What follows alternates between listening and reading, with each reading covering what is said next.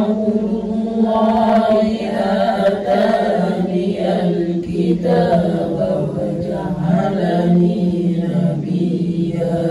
من la Mor Kaaw ñu waajal le 15 mars incha allah. Mouhamed Diagne ñu waajal le 15 mars incha allah.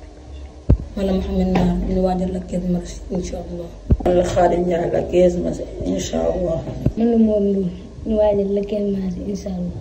man la Mour Gueye ñu waajal le 15 mars incha allah. dafa mu dem ñu waajal le 15 mars incha allah.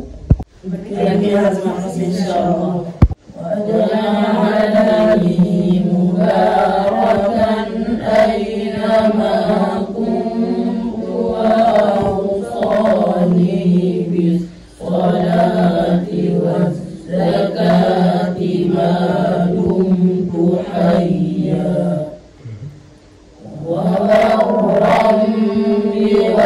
بوالدتي ولم يجعلني جبارا شقيا.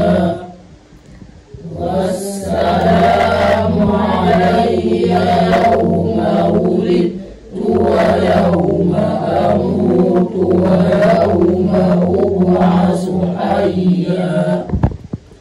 ذلك عيسى بن مريم قول الحق الذي فيه يمترون.